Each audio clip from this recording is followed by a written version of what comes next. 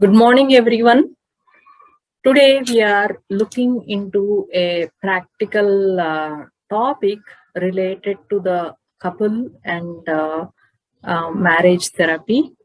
In the past 1 to 1.5 years that I started taking these YouTube videos for the benefit of my clients and for the wider public, have projected a lot of scientific data and how that can be connected to the family therapy, the kind of work that we do at Manaswin Center. So today I am in this particular short video, I am trying to sum up the entire process into more a practical kind of points, so that anyone who is looking at this video alone will get some idea as to what is marriage counseling and what needs to be kept when it comes to making your relationship work as a couple. So this video is mainly focused towards heterosexual relationships, both legal as well as live-in relationships. Here, mainly when if I had to look at the past 2 decades that I have been practicing as a marriage therapist. So this question, especially in the beginning of my practice, this question posed by some of the young couples, whether I am married. So I often was wondering, how does that matter when I have taken a kind of, certification, or I have well trained from a reputed institute, but still the credentials are not so important. Here, the feeling that the couple has in their mind that if I am sailing in the same boat, maybe the aspects or the problems related to couple I can make a better sense of. That's what made me think always. So here I am with the kind of practical aspects today, trying to sum up into one short video. So when a couple approaches for couple therapy, most of the times, or rather a good amount of time, it is a relative or a friend or the parent of the couple, one of the spouse who need the help, usually approaches and then try to find out the details from us. So usually I discourage, because it's very important as a marital therapist for me to look at the motivation level of the couple in order to change towards a better relationship. Often when the parent or some other relative is trying to approach, yes, they are concerned about their close family members relation, but however it does not really give me the emotional background, how much they are motivated and how much the couple are really wanting to work towards changing their relationship.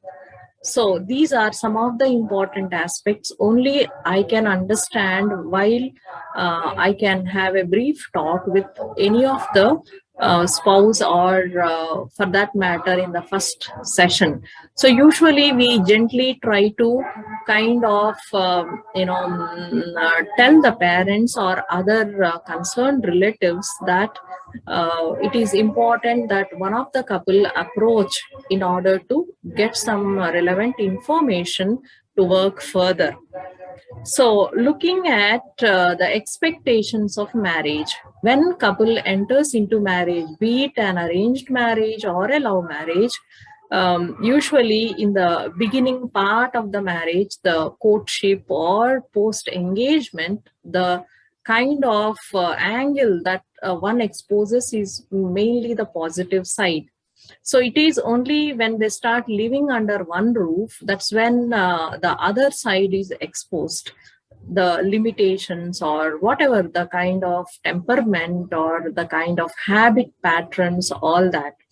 So it is important that one have a open communication or an open talk with each other, because these days couples are getting married quite in a mature age, 25 plus years, and they have enough time before they actually take a decision to move forward in their relationship. So it is important for an open communication between the couple without involving a third person as to what they are expecting from each other and what is that they can offer to each other. The clarity on these matters is very important, because each person enters into a marriage with a different kind of priorities. So it's important. Some of them want to continue their career post marriage, especially the female side, where they must have invested so many years of education working through coming to a stage in their career and suddenly halting that career and just entering into marriage altogether, stopping their career, might make them very upset and then very disheartening. So it's important that your priorities are openly spoken, and then be honest with each other. Only if those priorities are taken care, that we will look forward. So this is something that one need to openly talk about, their expectations from the marriage. And generally it is the opposite personalities that attract rather than the similar kind of personalities. Like, I'll give you an example. Let us say that in your family of origin, in your family where you are grown up, let us say that you are the eldest of all 2 or 3 siblings, and then as you are growing up, if you are groomed by your parents or other relatives that you are the elder person or eldest in the eldest child, and you need to make compromises, you need to be the role model for your sibling.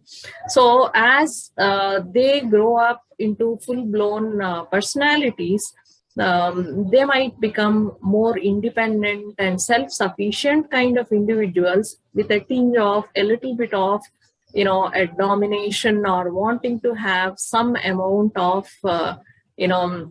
independent attitude, which might actually start affecting their marriage relationship, more so if they are getting married to another person from who is also an elder. So I'm not saying that you need to see the birth order when you're getting married, but the point I am trying to make you here is that see from where it is coming. Is it coming from your own baggage, or is it coming from your relationship that you are trying to establish with the spouse? So it is important always to look at the origin from where the problem is cropping up, and it helps for you to solve it in a much more better way in that sense. So that is one thing that I want to throw light on to. And then the role of other family members.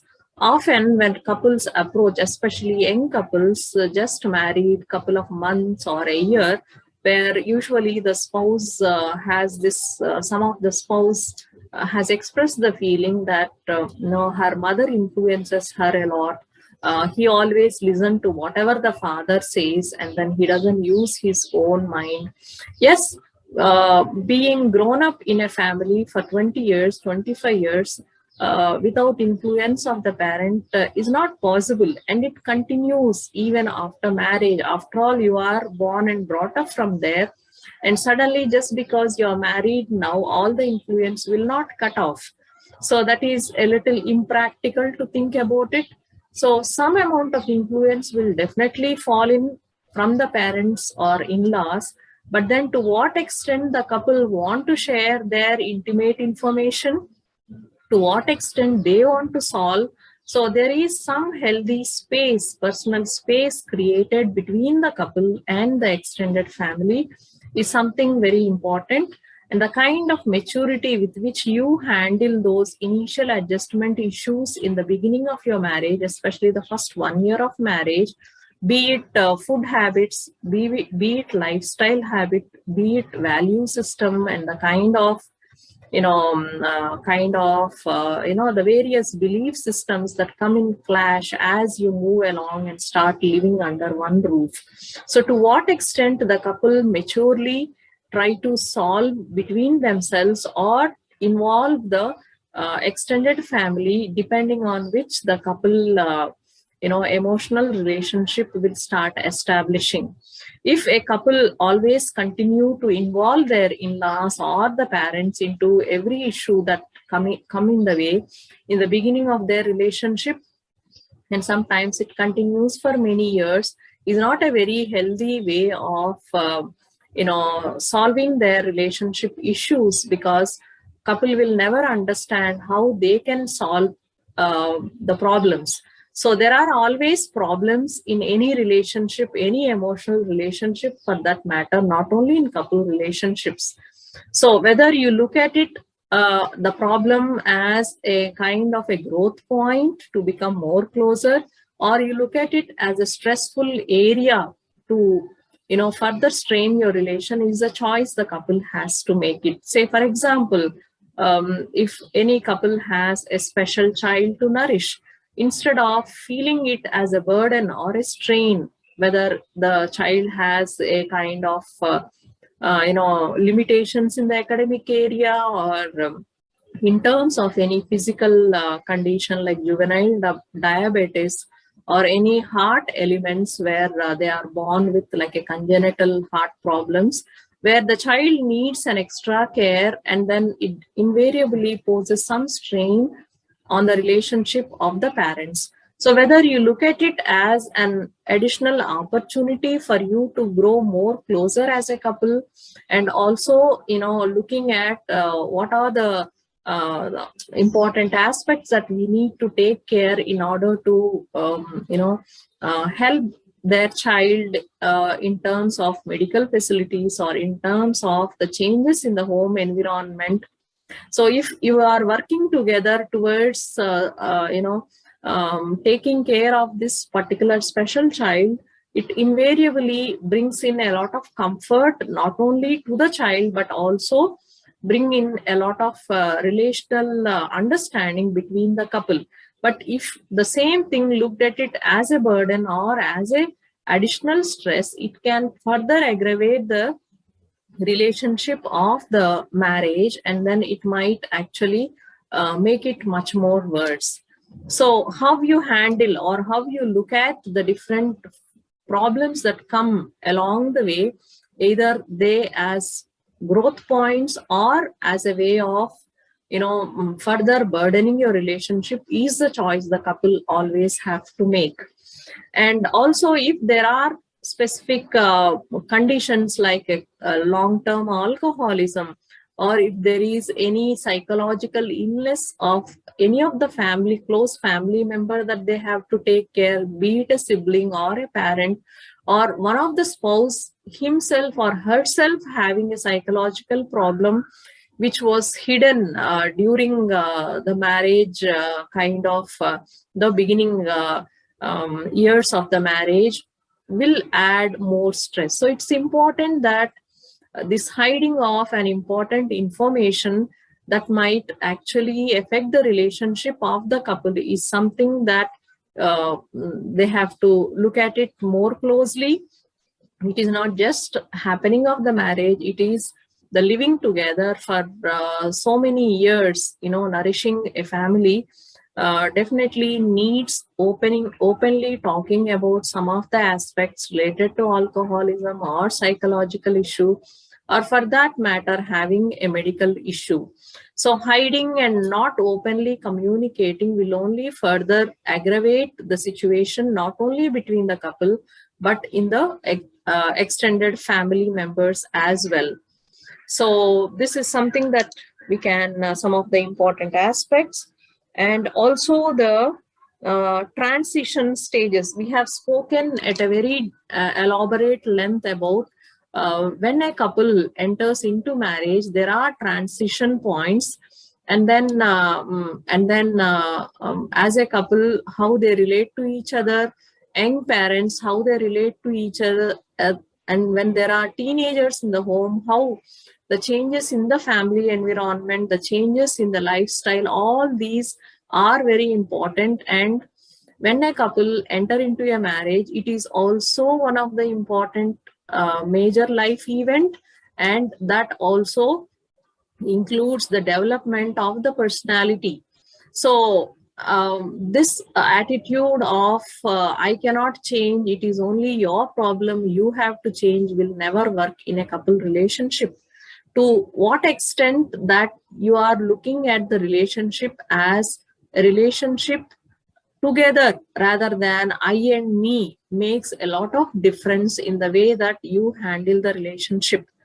So whenever there are problems coming in the relationship, if you are looking at it as how they are straining your relationship and how together you can work through, who takes the first step makes no difference, whether your spouse is putting on your first change, or invariably the other spouse will have to follow, because change after all is very important. Making accommodations and adjustments and some amount of sacrifices are important.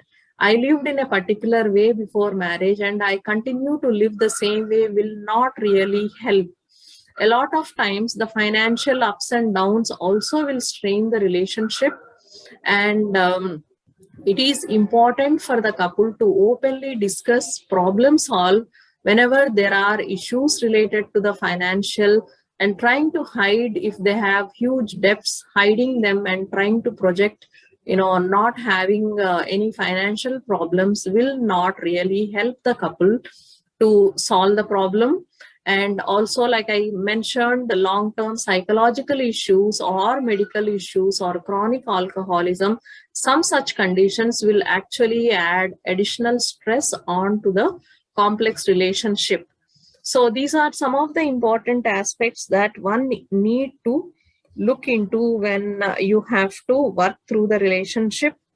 And the most important thing is the uh, kind of handling whenever there are issues related to the high stress points, especially the transformation stages, where one need to make changes not only in one's lifestyle, but also try to prioritize. Sometimes you may be investing a lot of money in one particular aspects of material gain. At some point, it may be the health conditions of one of the family member that you may have to invest in. So the priorities as per the requirement, the change in their priorities, and also when children are coming into, it's also important to look at the kind of flexible way of handling. So usually if you look at a traditional model, it is the mother usually expected to be the most of the nourishing aspects, while the father being the nurturing and the provider of the family. But however, with the modern couples, this may not exactly fit into, and then both the roles are taken by both the parents, which is a welcome change. But at the same time, there are stresses involved if you are not completely following a modern viewpoint or still struggling with the traditional viewpoint. So it is important an open communication between the couple and the extended family. If you are living with your any of the in-laws or the parents, it's important that you openly talk to them.